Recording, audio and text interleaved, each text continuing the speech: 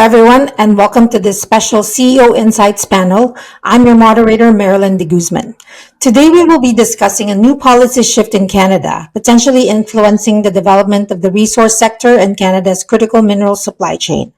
Just recently, Prime Minister Mark Carney's Liberal government introduced Bill C-5, legislation that aims to break down internal trade barriers and fast-track major projects deemed to be in the national interest, including those central to Canada's critical mineral strategy.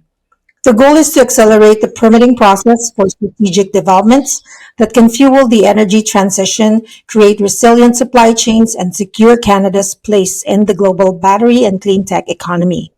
For the critical mineral sector, particularly for junior explorers and developers, this could be a game changer. But how will it actually play out on the ground? What still stands in the way, and how can Canada ensure that junior exploration and mining companies, those taking the early risks, benefit from this national push? To unpack all this, we're joined by a diverse group of panelists who know firsthand what it takes to move critical minerals from discovery through to development and downstream integration. Let's introduce our panel. First, we have Yannis Tsitos, President of Troy Minerals, Julian Treger, President and CEO of CoTec, and finally, Eric Desaulniers, the founder, President, and CEO of Nouveau Monde Graphite. Welcome, everyone. Thank you. Thank you for the invitation. Thank you for having me. Glad to have you all. So before we get into the meat of our discussion, let's give our viewers some context of where you're at in your resource development journey and provide a very brief overview of your respective companies and projects in the critical mineral space. I'll start from left to right on my screen. Eric, let's start with you. Great. So NMG, Nouveau Monde Graphite, we started a company 14 years ago now. So we're pretty advanced in building the most advanced and largest graphite operations for lithium-ion battery. To do that, we have two construction-ready project, which is the Matawini mine, located 2 hours north of Montreal, where we're developing 100,000 ton per annum concentrator with a large deposit. And most of the production of that mine will be sent into Bécancour, 2 hours drive between Montreal and Quebec City, to be transformed into anode material for now two large customer, Panasonic Energy, GM, General Motors, that are taking 82% of the production. So we are in the middle of project financing. We announced recently $1 billion of letter of interest for the debt package. We announced previously equity commitment from those customers. So we're already in the midst of finalizing this project financing. So permitting of the mine is kind of done for us. Permitting of the transformation plant was pretty much, it's a lot advanced. And now we have a third project to build after that, 5 times the size, which is called the Wetland Mining Project. So really focusing hard on graphite. We believe graphite is important for the foreseeable future, and somebody need to do it, and that somebody, it's us. And Yannis, for Troy Minerals. Yeah, in contrast to Eric, we are a much relatively younger company, Troy Minerals, focusing in the rare earths space, and most importantly in the silica environment. That silica is the rock that becomes silicon metal that is used obviously for semiconductors and solar panels and anything to do with the green energy transformation. We are privileged that we have exploration projects in 3 different jurisdictions. In Asia, with a Mongolian asset on silica that we aspire to become in production before the end of the year. Silica is extremely easy to produce, it's almost like a quarry. And in the beginning, we don't aspire to have a silicon plant, so we won't just produce high purity silica and sell it directly to the consumers that make it silicon. Obviously, future cash flow will change that and more aggressively move towards downstream production. Then we have United States with some new discovery in scandium and gallium in Wyoming, and most importantly in Canada. That's why I left it last, but that's most important, in both British Columbia and Quebec. The British Columbia project is a massive silica project that probably will be in production beyond my lifetime. very close to infrastructure near Golden, 5 kilometers from Golden. The railway that connects east-west in Canada passes through the project. And the Quebec project is a rare earth, very early stage exploration asset. So, we can talk right that we are not engaged in permitting right away, but given I come from, I'm 37 years in the sector with 20 years in BHP, and I'm sitting on several boards. We just got a permit for another gold operation in British Columbia, very rare to get permits. This is Blue Lagoon resources. So I'm very familiar with what it takes on negotiations with both Indigenous people, First Nation people, and obviously the regulators and government. And Julian? Yeah, also, in contrast to the other two, we're doing something quite different. So we started CoTec 4 years ago, initially to discover new revolutionary technologies which could disrupt the way in which mining is done, because it hasn't changed much over the past couple of decades. We looked at 400 technologies. We've invested in 6, which have solutions for super hard materials, for super fine materials, and for very low grade materials. And we are applying those to copper, iron ore, manganese, and other metallic elements. We also found a really interesting technology, which is a short loop way to recycle magnets, which is obviously very current given the issues at the moment between the West and China. And that's been getting a lot of traction in the US. And so after identifying these 6 technologies, we had looked at 400. We are now moving to applying these technologies to assets. And the assets we're focused on are waste. So we're interested in tailings, in heap leaches and dumps, in acquiring those and retreating them with the technologies we now own, because we believe they have the key to unlocking that value. And so we now have effectively 3 assets.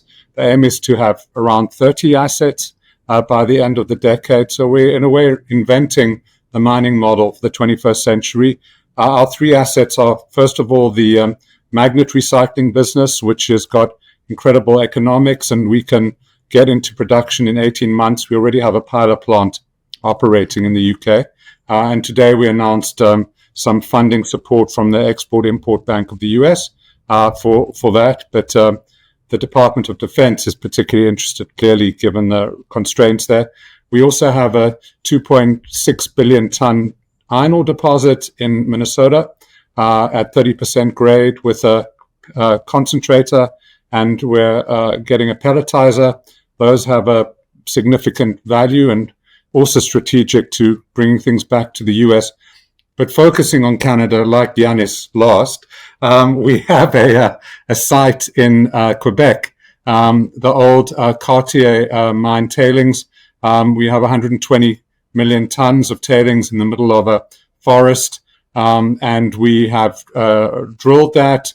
We think we can concentrate it to 68%.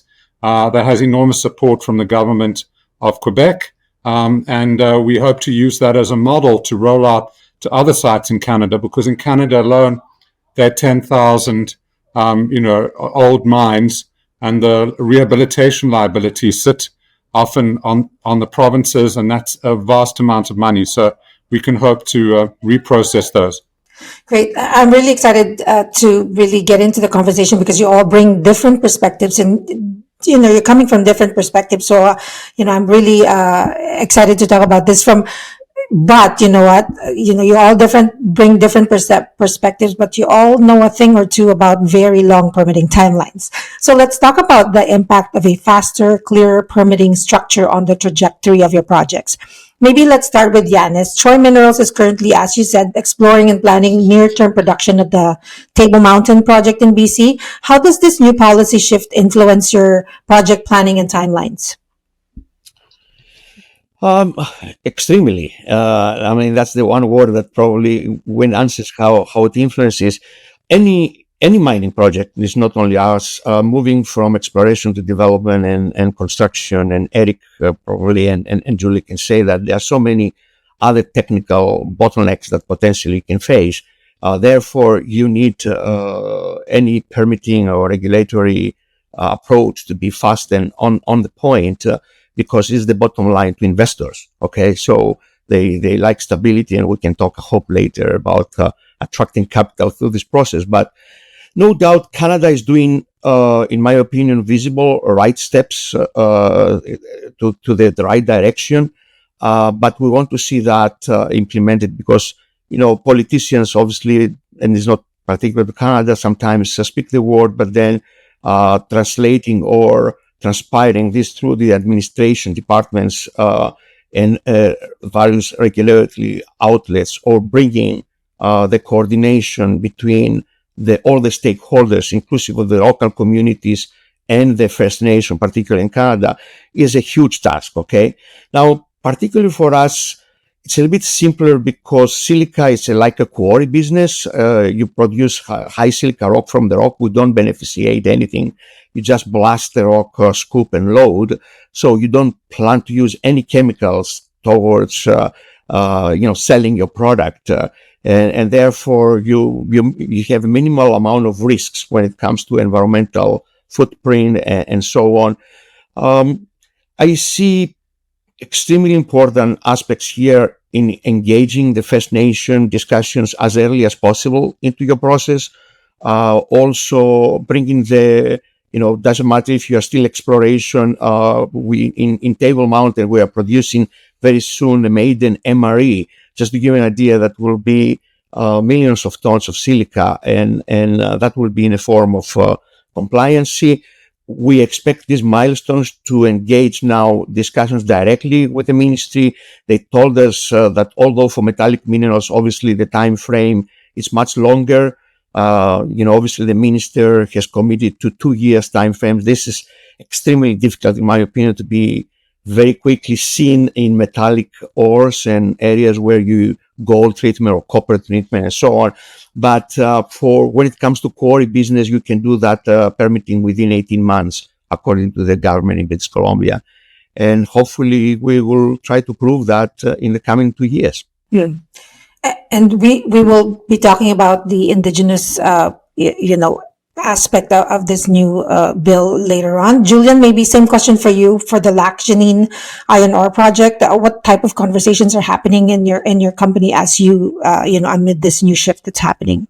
Well, we first of all, when we're doing retailings of projects, these are brownfield sites, so they have previously been permitted and regulated, and we have been lobbying the government in Quebec to have a fast track process for these sorts of things, so that you don't have to start from ground zero. You don't have to invent the environmental impact assessment. Clearly, what we're doing is, fixing up a disturbed site. So it shouldn't be that controversial. And we have had a lot of support from the government of Quebec so far. But clearly, to the extent these permitting discussions can be accelerated, that's very important to us, because permitting has been, as we see, in the US, particularly a major hindrance to projects getting off the ground. So to the extent the governments are being supportive, one of the things actually we can talk about later, but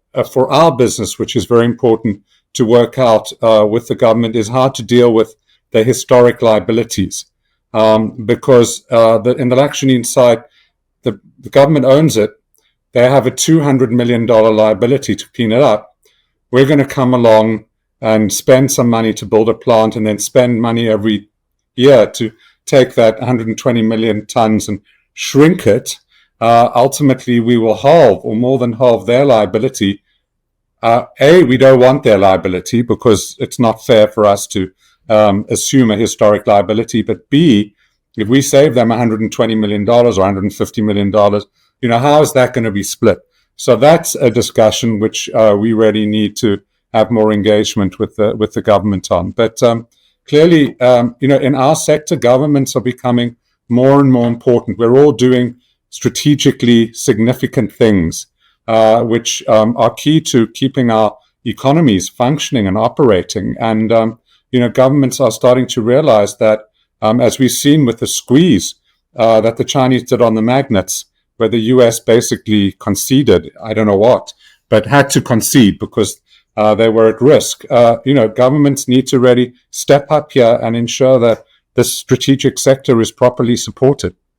And for NMG, Eric, I think you were just going to put that. Just a question. You're further along in the development journey, right? In fact, you just, as you said, firmed up the $1 billion debt financing structure for phase 2 of your mine and your battery metals plant. How do you see this new shift in policy impacting your part in the critical minerals value chain?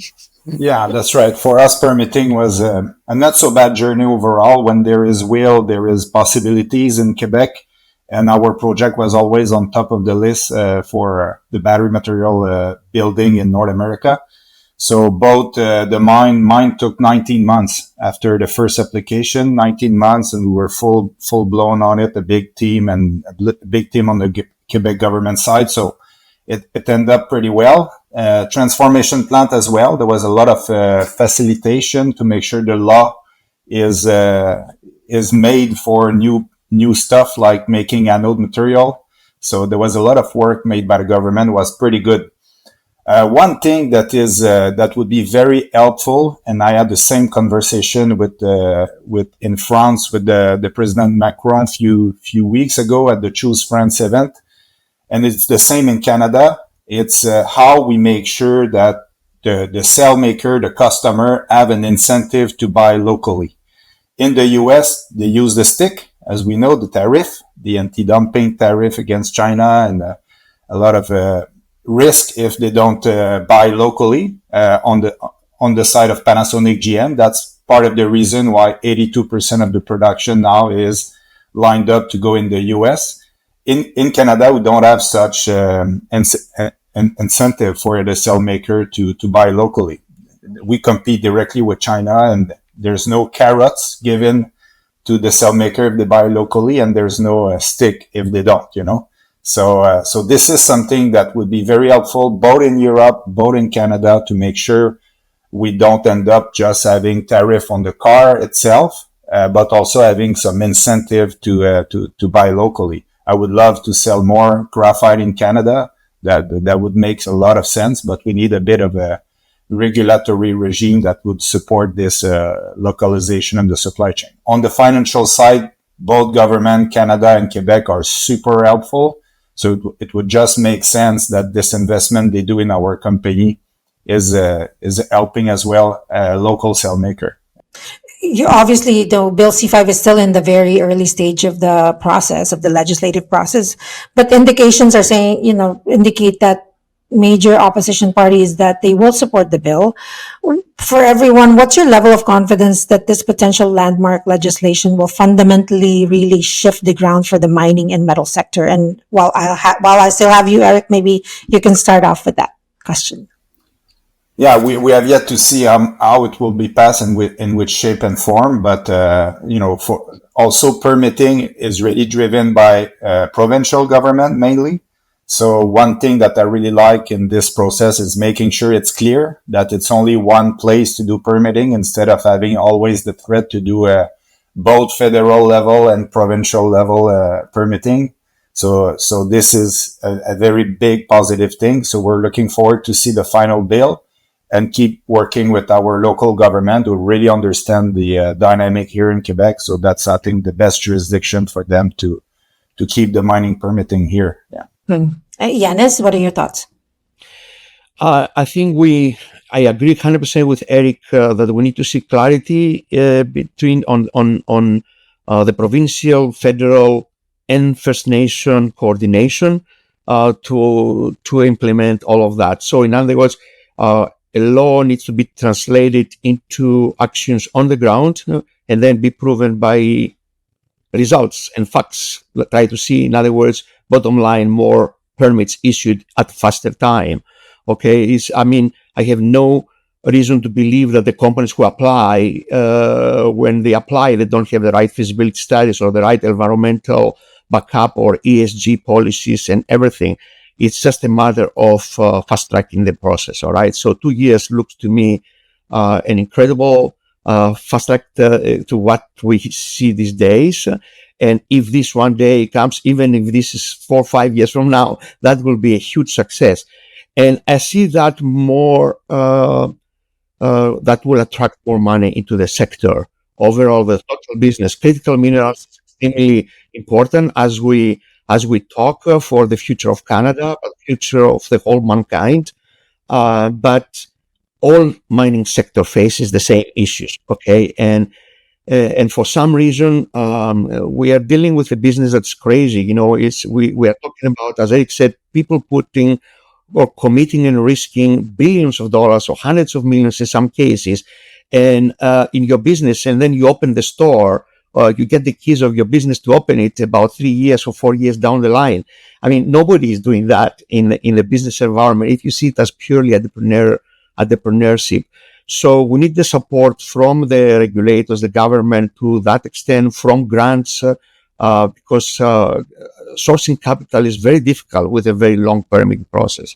So that's where I would see the biggest impact that will come, that we will see more capital coming into the sector rather than going to other jurisdictions in the world that have potentially a more competitive regime.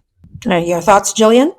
Well, I agree with both of them. I mean, but what we have to recall is that Canada is a great jurisdiction for mining. It's one of the best in the world. The government knows that it's one of the jewels of the economy. They've been very careful and they've been thinking a lot about critical minerals and how to develop it. Quebec, I agree, is a leader in this area and thinking about it. But the other provinces are also trying to catch up. I'm confident that, particularly given, I keep telling the people in the US, I don't know why you're treating the Canadians as you are, because they're your greatest asset and they're on your doorstep. Forget Greenland, forget the Ukraine. These are your allies are right next to you. And so I think, if the Canadian government can play that card properly and encourage the increasing profile of mining in the economy, I think that's a great thing. I'm actually more worried about the Canadian retail investing market than the government support. I mean, we listed in Canada because we got a shell company with tax losses, but I'm not sure in hindsight it was the right thing. I don't know quite how the whole broker situation works and retail investors, but it's not an efficient market, and that it used to be. It was one of the great, mining sector markets of the world. Everybody wants to be listed on the TSX. That somehow has gone, and I think the government needs to take some action on that front. I don't know if it's been tax increases or what, but the liquidity, and it's not just me. I know it's not personal, but every mining company, unless you're very large, complains about the Canadian retail and smaller cap environment, and that really needs some government attention. We're going to be discussing, the investment aspect of this. Just to elaborate on the discussion, in his statements, also Carney remarked that when the federal agencies evaluate projects, they will no longer ask the question why, but how. That's a big shift in regulatory mindset, essentially moving away from gatekeeping to problem solving. So what does that change in tone mean, for you in your planning? Like, Yannis and Julian, what kind of initial planning is happening internally at your respective companies to prepare for and anticipate this paradigm shift in the permitting process? Like that kind of new mindset where it's more how rather than why. Yannis, start with you. Okay. Look, in my opinion, it doesn't change anything. It's just a matter of implementing that. Okay, I mean, we do feasibility studies as miners. We do all the right reporting to answer the question how. Okay, the question how is answered on the technical front, of course, but also the financial and economic aspects of the project, the creation of jobs, for all stakeholders, what is there. So I don't see that the miners per se, I mean, the decent and responsible miners are lacking this part. of answering both the why and the how. We want to see that implemented through the process. And we want to see that all the stakeholders get rewarded. Because sometimes, companies pay royalties and other stuff, but, they don't end up where they're supposed to end up, to the actual community, to the First Nation, that is local and probably living with the project and the outcome of the project. Okay. So responsible environment, of course, we have to do much more work around that part. But in my opinion, from the perspective of the regulator, how and why was always there.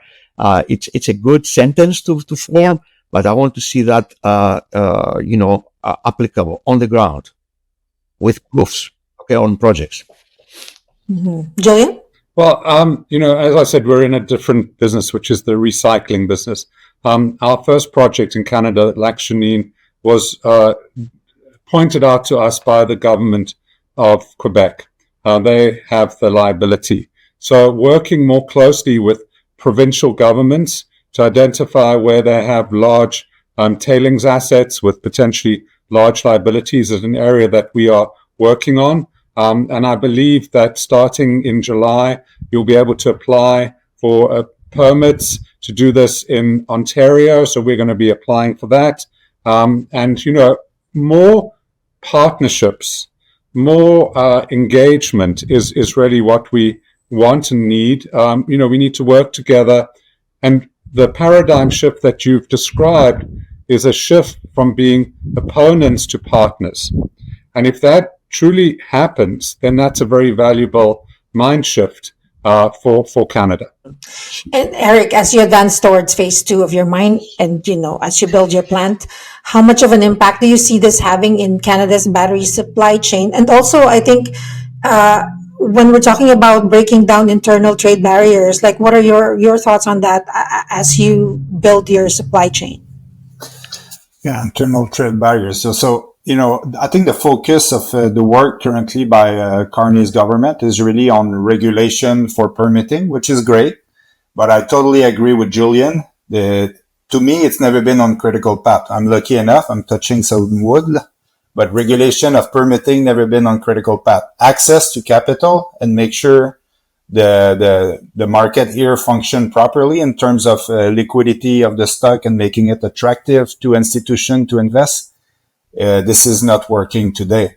And if you look just the last lithium bull market we had was totally driven by Australian capital coming in Canada to build some project in Quebec as well. So, which is weird. I think, so this need to be improved in terms of the incentive for local investors to support local companies. And I don't know what's not working properly there in terms of regulation for securities, but this would need to be focused for junior miners and a pre-development company like us. I think this is a priority. Maybe for large infrastructure project when you need to cross Canada with a pipeline or to do a electricity line and all that, this is different. Permitting plays a very critical role, and the money won't anyway comes from the market. But in our market, I totally agree with Julian. I think the main thing we need to focus on is how we make sure capital comes back into our sector. Our project should be financed very quickly. It's a very good project. We're well supported. We have now 6 insiders, 6 strategic investors. So and the third of our market cap is the retail market. We're listed now on NYSE because of that, because only being listed in Canada, it's not enough. So I totally, I would not mention it first, but I'm with you on that, Julian, for sure. Thank you. So, do you have anything else to add, Julian? Well, I was just thinking, Canada has actually one of the most mature, sovereign wealth markets. I mean, there's $1 trillion at least in those funds, but I don't think they're that supportive of the sector. I think there's been decades of, green anti-mining sentiment. And when I speak to them, they're quite specific and very narrow in terms of what they're prepared to do. So I think that's a way, that's a starting point. That's a huge amount of money. It's equivalent to, the Norwegian pension plan. And the government should have a roundtable with those people and get them to say this is not this is a strategic, important area which is much cleaner than it was, and this needs support. And it is a fundamental pillar of the Canadian economy in any case. Since the initiation of Canada, and mining is the most important business, one of the 3-4 most important businesses that set up this country. So, and I agree with you, Julian, Canada and Australia have come incredible when it comes to mining. So we don't pay.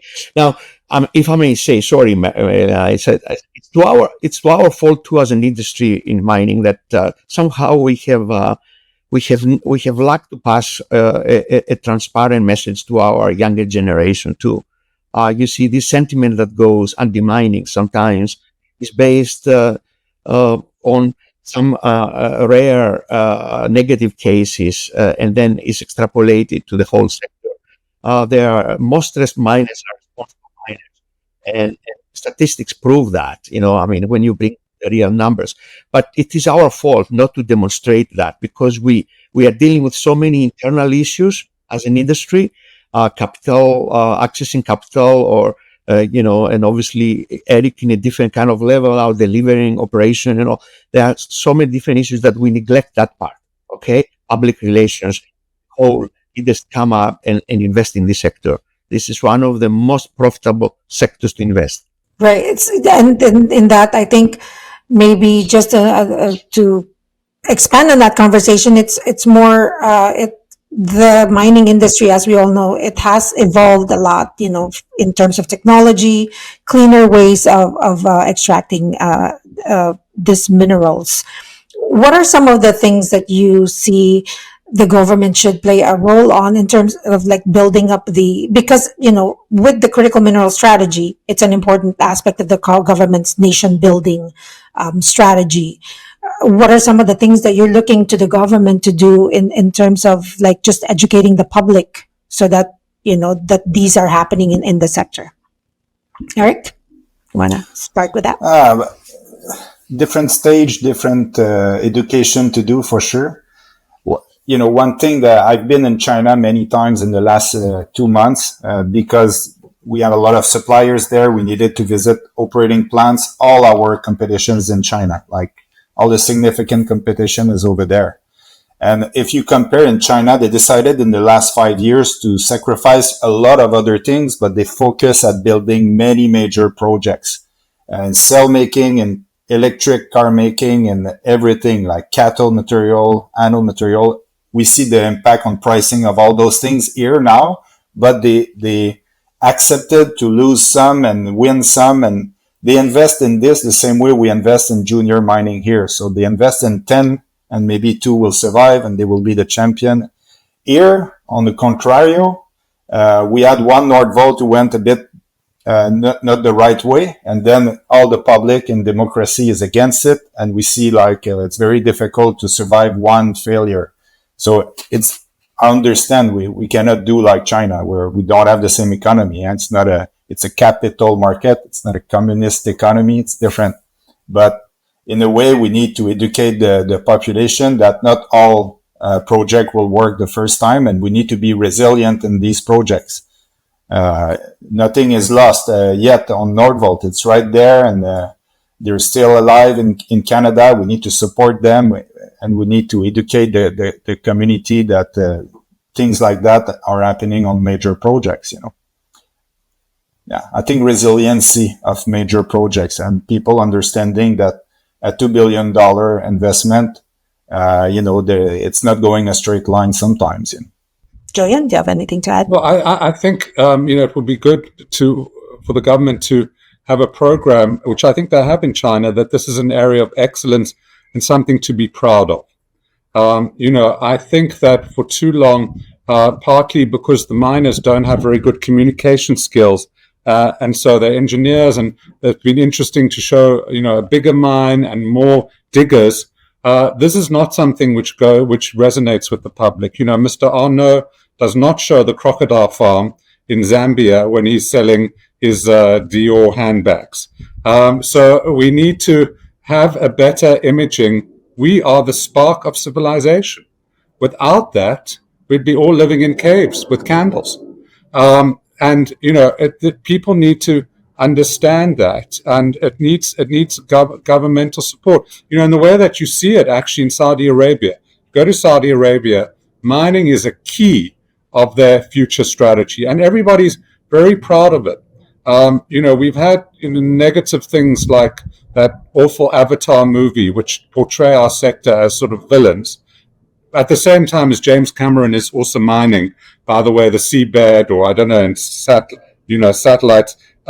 We've just got to be much more positive about our sector. And by the way, I think that recycling is part of the key to changing the image of the sector, because it will show that we as a group of people, yes, there may have been historic, gashes to the Earth's crust, but we can come along and we can fix that. We can remediate it. We can shrink it. We can beautify it, and the world will be a better place for it. So I think that imaging is very important too. I think that's a good segue to the next segment of our conversation, which is, investor and market confidence. Canada's push for a more streamlined project permitting isn't just happening in a vacuum. It's about building economic independence in light of growing trade tensions with the US. With a possible trade war looming, there's growing urgency to secure supply chains, attract investment, and keep more value here at home. But the big question is, are investors buying in? And you mentioned earlier, that's one of the challenges right now. But does this policy shift in sort of the buy Canadian sentiment give you confidence, give Canadian projects an edge, or is it uncertain still at this time? The uncertainty is still holding things back. What are your thoughts? Eric, let's start with you. You're building your ore to battery materials business model and pursuing global trade partnerships as you are strategically located to serve North American and European markets. How does ongoing uncertainty with US-led tariffs impact your investment and global marketing strategy? Yeah, I think the US current situation impact every market, everybody in the world. But there is one thing good for us, as I've mentioned before, because they impose tariff on Chinese product, we have a chance to compete to supply large customer in the US. But there's a limit to those tariff, I agree. But there's some good into that to help the supply chain for sure. But one thing that is very important is really how here locally we can do the same. Basically, how we could make sure that Canada remains a reliable partner to the US, and we don't have the same kind of tariff, and how we accelerate access to capital to make those investments. Yannis? Yep. When it comes to access to capital for not only mining projects but any project, clarity boosts confidence with investors, and that's probably the most important step. In our sector, faster timelines, a predictable outcome in terms of approvals framework, stuff like that are extremely important. We have lost, Julian mentioned and brought a very key issue about the financial infrastructure in terms of bringing capital into the sector that has been eroded over the recent 2 decades. When I was with BHP and we were analyzing, as a business development manager, we are analyzing capital markets, and obviously from top level to juniors, because they do deals with everybody, big corporations. Canada was producing at some point in early 2000s 67% of the global capital for exploration. Doesn't matter if your project is in Congo or in Chile or in Mongolia or Quebec per se. Obviously a lot of this money were coming from Canada. This amount has been dropped significantly, and obviously many reasons for that. But we have to see not only the external parameters. We also see we need to do self-criticism about our own delays and what we present to investors in terms of expectations and delivering accountability. But, what we want, and because this discussion is about, the new framework, the new outlook, we want more clarity. Both Eric and Julian mentioned we want to see provincial, federal cooperation. When it comes to that, who is doing what, how are we going to achieve these 2 years? And the last thing I want to say that's extremely important, that we see a lot of money coming now through ESG responsibility and net zero output. So Eric probably could answer better than me because he's in the downstream now building this operation. This net zero value, you cannot attract capital when you present the old mining style. And you want to come with some creative innovation, things that Julian is bringing in, new technologies with his companies, but definitely, answer these questions to investors. So attract better capital too, not only any capital. This like in the greater perspective, greater scheme of things, there's this drive by the Canadian sentiment in response to this U.S. led trade war. Is that translating, do you see, in terms of the capital markets where investors are looking into more Canadian projects, Canadian companies when they're evaluating investments? And Julian, maybe you can answer this one. We can start with this, and then conversation, because you are also building a rare earths magnet recycling facility in the U.S. So this just going back to the accelerated permitting framework. Clearly it's a great thing, like apple pie. Nobody's questioning that. The problem, unfortunately, is it's being done at the same time as the US is doing it. If it was being done unilaterally, when somehow Canada could be the quickest permitting jurisdiction in the world, it would really be a differentiator. But unfortunately, it looks like a Me Too, not in the old sense, but a copying, a way of doing acceleration. So it's not going to be a relative advantage versus the US capital market. It's just equalizing, of course, versus Europe, which is stuck in the past and isn't accelerating. They're finished. But in terms of versus the US, where the money is, it's really like a leveler, and it's not going to be a tremendous advantage in terms of attracting new capital. Unfortunately, had it been done 2 years ago, it would be different. But now it's sort of just an equalization. I think the Canadians have to work very hard. Clearly there is more focus on critical minerals everywhere, but I haven't seen a tremendous uplift inflow of capital. No tremendous inflow of capital. No. Yeah. And people, when I speak to them about it, they always say, well, it's always gold that leads, and the gold price has gone up, and the gold equities didn't go up, and now maybe the gold equities are running a little bit and it will trickle down. I don't know.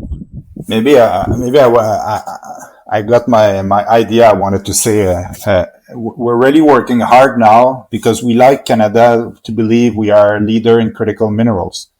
But the way to finance critical minerals, it's not the same as gold and copper. When you finance a gold and copper, you have all sorts of hedging because of the LME, because of this market we created. Capitalist instruments, so the capital market can play in it, While in critical minerals, we cannot do the Chinese way, meaning like the government finance it all. But that's one of the two alternatives. Either the government finance it all because there's no price stability, there's no hedging possible on pricing, it's so opaque that the customer or the investors, they have difficulties really understanding what will be the true economic of those projects. So what I'm working hard now is trying to find a way for the Canadian government to be a leader in establishing contract for difference or futures or some sort of instrument that would make capital market playing the critical minerals instead of financing it all themselves, like the Chinese are doing to their sector, because this is what they do in China. They provide many banks that have the mandate to finance at 2% interest what the party believes should be financed, and we cannot compete at that game. It is a communist way to finance project. We need to find a capitalist way, and this is really where critical minerals in Canada could be a difference if we find that sort of price stability instrument that would make capital market coming to project in the same way that gold or copper or anything traded on LME as those kinds of instruments. But that's something we're ongoing, working hard and lobbying and making sure it's understood. Yeah, I mean, sorry, go ahead, Jan. Sorry, go ahead, Julian. Yeah. No, I was advising the UK government on critical minerals, and I tried to explain to them that we're not dealing with the free market. We're dealing with, governmental actors who have different agendas. At the moment, you cannot buy magnets in the US, but the Chinese have reduced the price of magnets by 30 to 40% to try and stop other magnet manufacturers. That's not normally how a market works. You can't buy the material, yet the price goes down. So we're dealing with a different mindset, and it's true that the West will need to have some different pricing mechanisms in order to compete, and they're going to have to accept that it's going to be expensive. For instance, like with rare earths, apparently Mountain Pass needs to spend $250 a ton for hydrochloric acid. In China, they get it for zero. So it's going to be more expensive, and there's just going to have to be an acceptance that it's going to be a more expensive product in order to have a secure product.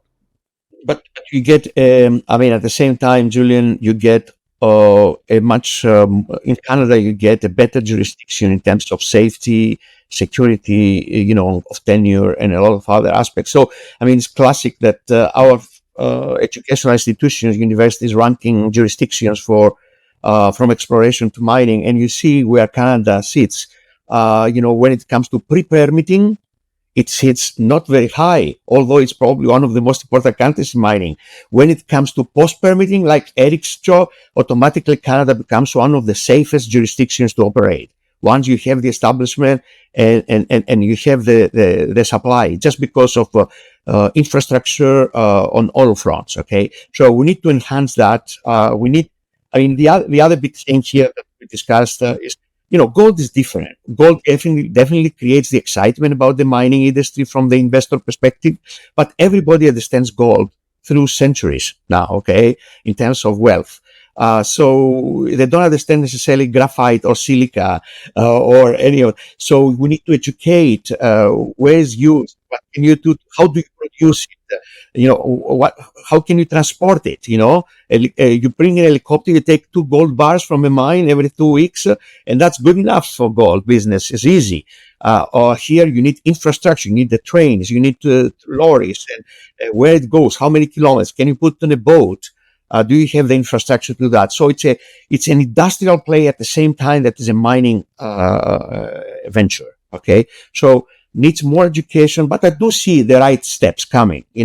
People talk more about our products or future products. So so 20 years ago, Eric was talking about graphite cathodes, all right? So now it's just almost every second article is around something critical minerals. So we shouldn't complain too much. So that's what I try to say, that we need to encourage all stakeholders to take a leadership in the sector and come in front, educate people, and that starts from financial institutions to educational institutions, universities, also to the industrial place, right? And if we all work together, I'm pretty sure we can do it. And that's what the Prime Minister wants to do. And any per se politician that wants to have future in this country needs to help the mining industry. It's no question about that. Yeah, it's going back to the education part of it. I think, is it your experience now with investor sentiment, like with sustainability trends, geopolitical things that are happening, China, with China, overdependence in China, like, are investors getting more educated or more aware that these are things that are also should be considered when evaluating a investment? But I must say that when we meet investor who participated in the 10 years ago, the ride on graphite, that was 4 times the price and then went down, and same with lithium, that was kind of 10 times more expensive 4 years ago and then went down. So a very few made money. A lot of them were bought at the top, because typically there's much more people buying at the top than people that were at the bottom. So when you meet investors, they kind of know that they lost money. And they are a bit more sophisticated than 5 years ago in understanding that the challenge is price stability and China dumping a lot of material because they decided to build. And even if there's huge demand, they have oversupply. So I think personally now when I do roadshows and I'm meeting institutional investors, they know that the price stability is an intrinsic issue of the critical mineral sector. So this is what need to be fixed, I believe. It used to be a lot of education. Like I'm doing education since 14 years. But now when I meet somebody, they know a bit about graphite, they know about lithium, they know about rare earth, they know it's controlled by China and how we decouple efficiently for capital market this opportunity from China. If I may say something, frequently we see that this sector or elements of this sector are within the sphere of captive markets. So we, as Troy Minerals, we have the ability to work to and discuss with investors, but also off-takers in both Asia, because we have a Mongolian project that's very close to the Chinese border, that the material or the product will go most likely to China, Japan, Korea, and so on. So when we were in Singapore in some conference, obviously we saw much more attention towards that project rather than the Canadian project. So the Canadian project will serve the North American market. So very frequently, this business of critical minerals are within the captive markets, unless you are in a commodity that's extremely rare, like a scandium business, for example, where, there are not too many producers globally. It's an oligopoly, let's put it this way, okay? So we have to deal, in other words, with issues related to captive markets too. We're moving on to the last segment of our discussion. I think it's the Indigenous community engagement. That's also a big part of the, statements from Carney has made assurances that consultation with Indigenous peoples will be an important part of the process. And the planned major projects office will also include an Indigenous Advisory Council of First Nations, Inuit, and Métis members. But there's, obviously there's still concern that speed could come at the expense of trust and collaboration. Maybe let's start with Julian. CoTec invests in projects and technologies across the different jurisdictions around the world. From your global experience, have you seen models of Indigenous or community engagement that Canada could learn from or improve upon as we push for project timelines? Well, again, since we're doing this waste recycling, we have had engagement with a number of Indigenous groups in Quebec, and they are supportive because, clearing up a mess in their backyard, which could produce some income for them, is clearly a good thing. So, when we come to a situation which is effectively a brownfield site that we're going to turn into back into a greenfield site, that's something which gets a lot of support. And so hopefully that's a way in which, as we roll this out, the local communities can feel trustful that we're only going to fix the historic legacy. The theme that I want to put forward about this discussion is about, as I said, partnerships, not opponents. If you can have a situation where the government and the private sector and the local people are all working together to create a good end, that is, the holy cow of our sector. So that's what we've got to strive for. And Eric, we're talking about Quebec. What has worked well for you in your experience with regards to consultation and partnership? Time, and not every time you have time, but you need time in this. We just announced in December our IBA with the First Nation of the Atikamekw, and my first meeting in the community was April 3rd, 2013. So, and I've been there with my wife, my kids, going there and, be seen at the powwow and make sure trust is built. And it took a long time and it's not a straight line. And that's what I'm afraid of, trying to push the ring of fire permitting as fast as possible, or it will be challenging because it's been 400 years of up and down with the First Nation. And there's good reasons why it's not going perfectly now. I can make a list of things that are outrageous that the British Crown did to the First Nation. And even if you go today in their local community, they need so much. They don't even own the land. It's a reserve that owned by the federal government. So even the band doesn't quite own the land. And they have housing issues. They have more than 50% of the community is below 20 years old. So there's great opportunity for labor. We need to make sure that they want to come work in mining. This is ready, and it's the same across Canada. They have a lot of, it's a young population, the First Nation, that we need to make sure contribute to our economy. We need to find ways to motivate them. We have already a few at our mining operation, and we have trained maybe 2 dozen total of First Nation. And we need to understand the reality, what's happening in their community, and be understanding of their situation, because there's 400 years of bad things that the European did to them, and we need to recognize that. Just first thing, really understanding what we did. It's not what we learned at school. So that's what we did in our company. We had a proper professor from Sherbrooke University who came and explained exactly what really happened, not what we read at school. And this is also very important. So they know that we understand exactly the real story, you know. Yeah. Experience is always the best teacher. Yannis, in British Columbia, that province has made some great strides in ensuring that Indigenous communities are meaningfully engaged in mining projects. What are your thoughts on this? Yeah, that's a great topic, and I'm going to remove my hat of Troy Minerals and put the other hat of, but as you know, Blue Lagoon Resources with Rana Vic, that we got Dome Mountain Gold Mine got the 9th permit in the history of British Columbia in the last 10 years. It's not a big mine; it's a relatively small gold mine, but still significant and profitable. Will start operation in July, just to put the context, all right?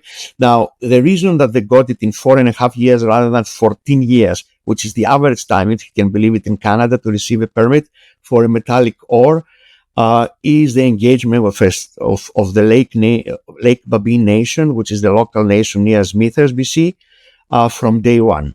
So the management of Blue Lagoon has done tremendous. I am the chair of the mining committee there, so that's why I know I'm not an executive, but I'm part of the advisory side.